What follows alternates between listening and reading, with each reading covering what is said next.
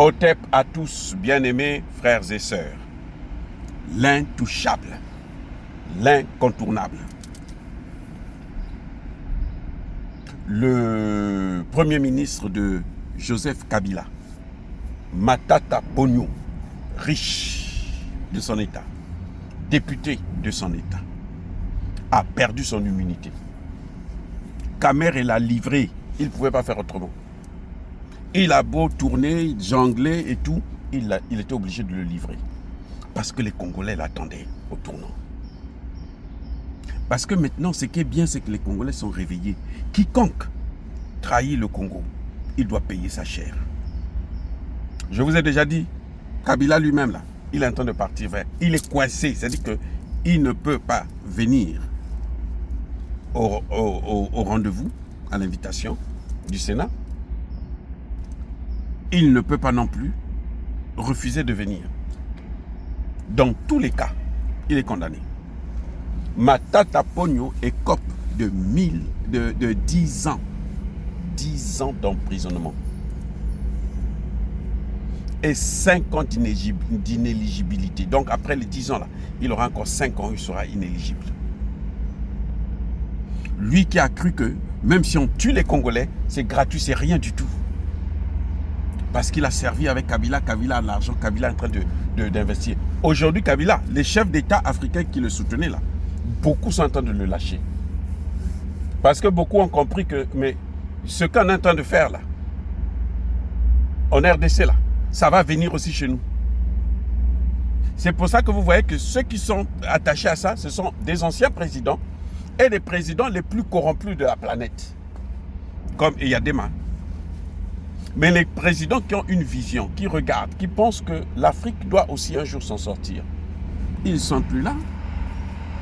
Emmanuel Macron a beau corrompre les chefs d'État africains, croyez-moi, c'est fini, ça se passera plus comme il le faisait avant. Parce que Macron lui-même, nous on se charge de lui. Nous nous chargeons de Macron. Nous avons Macron dans nos mains. Il ne peut pas bouger. Lesquels qui ont sorti son histoire de la poudre? C'est pas nous, c'est les réseaux sociaux. Ça n'allait jamais sortir par RFI. D'ailleurs, eux, ils contestent, ils disent que non, c'était pas de la poudre, c'était machin. Donc, en tout cas, Kamere a bien fait de livrer ce monsieur à la justice parce que l'impunité ne peut pas continuer comme ça. Ce que nous attendons maintenant, c'est un jugement maintenant pour, vous savez les qui? Les catholiques là, les Ncholé, les amis. Eux aussi là, ils doivent passer pour haute trahison. Parce que ce qui tue le Congo aujourd'hui, ce n'est même pas Kabila, ce n'est même pas Kagame, ce n'est même pas Museveni, mais c'est d'abord et avant tout les Congolais eux-mêmes, ceux qui sont traîtres. C'est la traîtrise qui tue le Congo. C'est la trahison qui détruit le Congo. C'est la trahison qui vend le Congo. C'est la trahison qui sacrifie le Congo. Si les Congolais étaient un peu plus sérieux, les généraux, les hommes politiques, cette situation ne pouvait pas arriver. Comment peut-on expliquer qu'un pays qui n'a pas d'armée, qui à peine, on peut compter en tout et pour tout, 30 000, 40 000 militaires, et un Congo qui peut vous retrouver, qui peut facilement faire 1 million de soldats.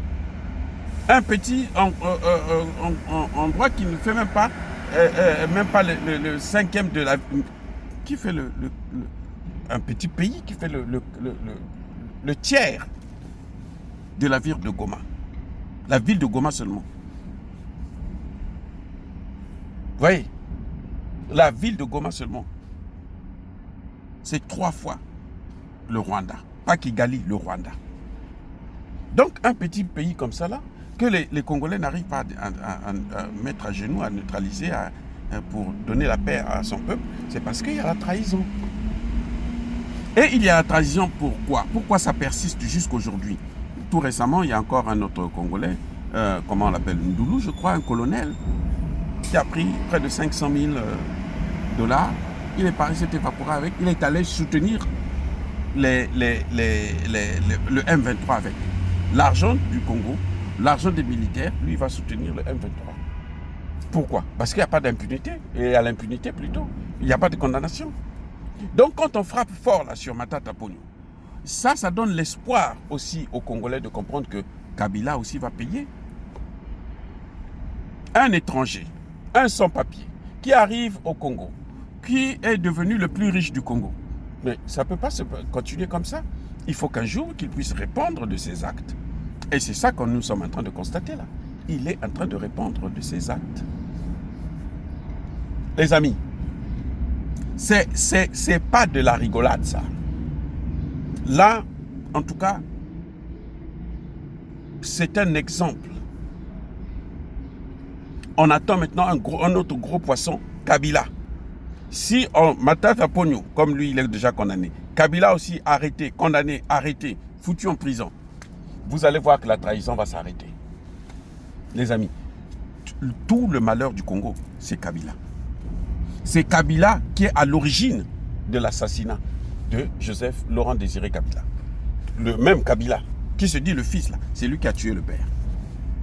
Son père adoptif. Vous voyez, c'est lui. Vous vous rendez compte? C'est lui avec Kagame.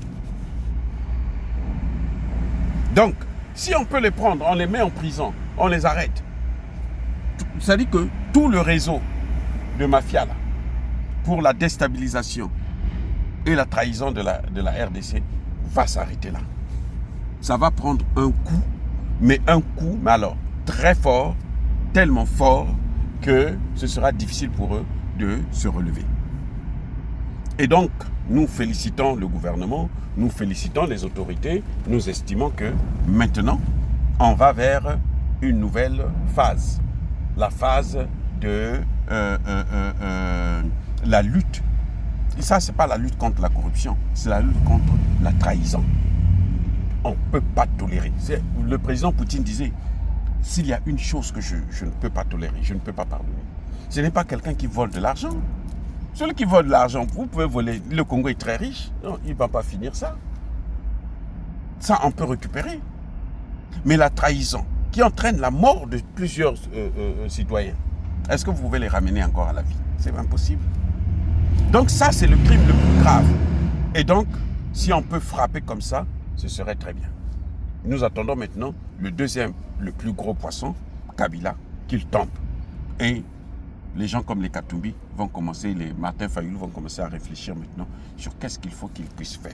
La trahison a trop duré. Soyez bénis les gars.